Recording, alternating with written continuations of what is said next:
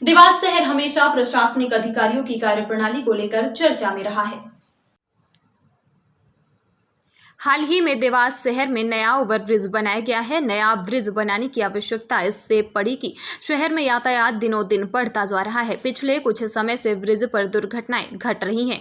यह कोई पहला मामला नहीं है। इस तरह के देश में अन्य जगह बने ब्रिज पर दुर्घटनाएं नहीं होती हैं। दुर्घटना तो वहां भी घट रही है। शहर जिला कांग्रेस अध्यक्ष मनोज राजानी व प्रवक्ता सुधीर शर्मा ने बताया कि ब्रिज बने अभी जुम्मे 8 दिन भी नहीं हुए हैं और देवास यातायात पुलिस के द्वारा एक आदेश जारी किया गया है। ब्रिज पर 2 व्हीलर 2 पहिया वाहनों की आवाजाही पर रोक लगाई जाती है।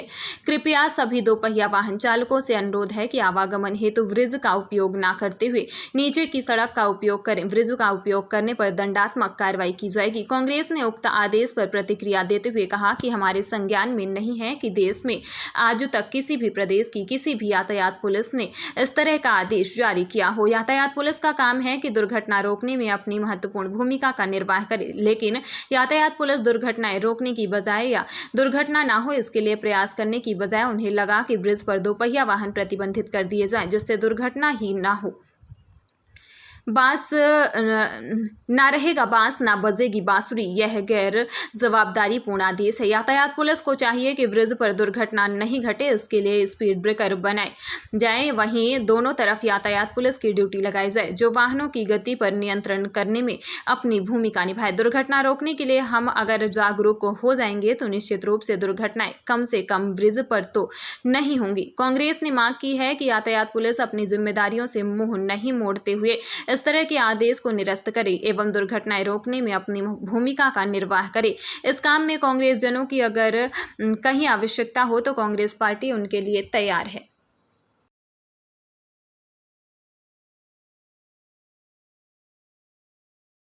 अजब मध्य प्रदेश है और गजब का देवास है।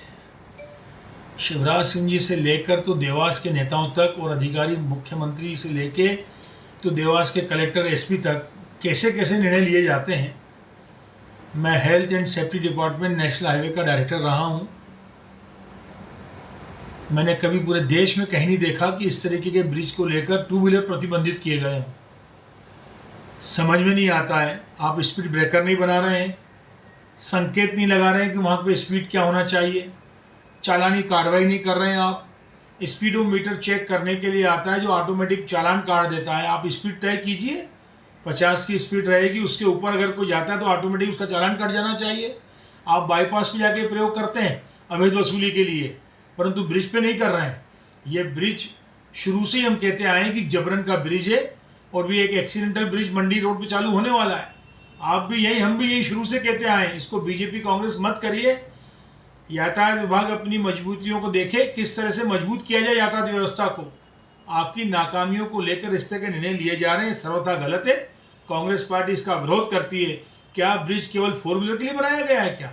करोड़ों करोड़ रुपए खर्च करके लाए सज्जन वर्मा जी। आपकी हठधर्मिता की वजह से ब्रिज की स्पीड ऐसी बना दी गई। आपने कहीं एक स्पीड ब्रेकर बनाने को तैयार नहीं हो। आप जब स्पीड नीचे उतर रहे हैं ढलान की तरफ तो आप देखिए कट नहीं है, किस तरह लोग आड़े टेढ़े घुस रहे हैं। आपको पता नहीं था किस तरह से काम होना है। केवल और केवल नेताओं की हठधर्मिता का परिणाम है देवास की ब्रिज को जिस तरह से उपयोग करके बनाया गया, उस राशि का अपव्यय किया गया। इस तरह के एक्सीडेंट तो होते रहेंगे। मैं तत्काल मांग करता हूं पुलिस अधीक्षक जी से कि ऐसे हिटलर वाले निर्णय न ले। जनता पहले ही बहुत परेशान है देवास की। वहाँ से आम श्रमिक साथी गुजरता है, आम आदमी गुजरने की कोशिश करता है, जो इंडस्ट्री एरिया में जाता है, गरीब तबके का आदमी जाता है। आपको चाहिए कि यातायात के नियमों का पालन कराते हुए आप अपनी चालान बनाइए। कौन रोक रहा है आपको चालान रोक बनाने के लिए? आप स्पीड ब्रेकर बनवाइए, स्पीडोमीटर लगवाइए, कैमरे लगवाइए, पुलिस खड़ी कीजिए वहाँ पर, परंतु इस तरह से प्रतिबंधित करना उचित नहीं है। ये तत्काल निर्णय वापस होना चाहिए।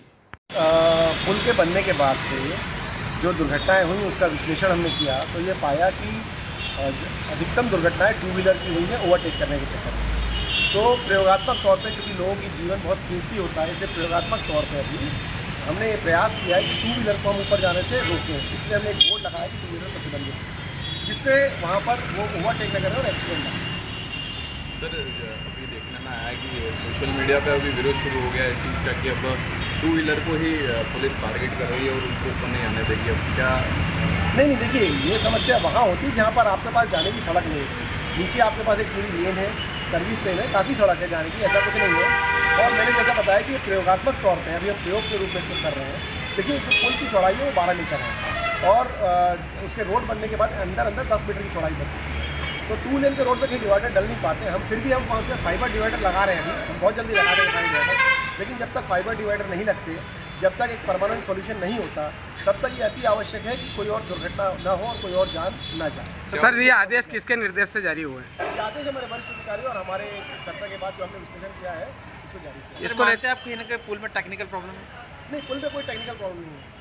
अच्छा सर, ये जो प्रतिबंधात्मक निर्देश हैं, आपके आदेश से क्या सही और कितना गलत है, आप क्या बताना चाहते हैं? देखिए, सही और गलत तो इसमें कोई सवाल नहीं है। देखिए, सारा उद्देश्य जो होता है वो एक दुर्घटनाओं को रोकना, किसी व्यक्ति विशेष की जान बचाने वाली बात हो जाती है। तो हमारा उद्देश्य ये है कि एक आम आदमी जो 2 व्हीलर में चलता है, शाम को अपनी ड्यूटी से जाता है, तो शाम सुरक्षित अपने घर पहुंच जाए या सुरक्षित अपनी ड्यूटी पे पहुंच जाए। और जैसा कि मैंने आपको बताया कि हम उसमें डिवाइडर वाली जो प्रक्रिया है वो भी कर रहे हैं। तो जब तक कोई स्थायी हल नहीं निकल जाता, तब तक ये अति आवश्यक है कि हम जितना प्रतिबंधात्मक कार्रवाई करके रोक सकें उतना कार्रवाई हम कर रहे हैं। जब पिछले दिनों कुछ एक्सीडेंट हुए थे, उसमें पुलिस कर्मी की भी मृत्यु हुई है, उसी के बाद क्या निर्णय लिया गया? नहीं, देखिए, केवल एक एक्सीडेंट की बात को निर्णय नहीं कह सकते, लेकिन लगातार जो एक्सीडेंट हो रहे हैं उसमें हमारे एक पुलिस परिवार के व्यक्ति की भी मृत्यु हुई है। तो ये सारे जो एक्सीडेंट हुए हैं, यदि आप इसका विश्लेषण करेंगे तो लगभग सारे एक्सीडेंट 2 व्हीलर से और एक एक्सीडेंट 3 व्हीलर का है। सर, मानते इस चीज़ को जिस तरह से दंडात्मक कार्रवाई, चालानी कार्रवाई, वापस एक बार एक मजदूर वर्ग का आदमी चालान देगा, कैसे काम चलाएगा? चालानी कार्रवाई की तो कोई बात ही नहीं है। हमने तो प्रतिबंधात्मक कार्रवाई करी, अब नहीं जाना है, चालान की तो कोई बात ही नहीं करी है। और देखिए, नियम जो है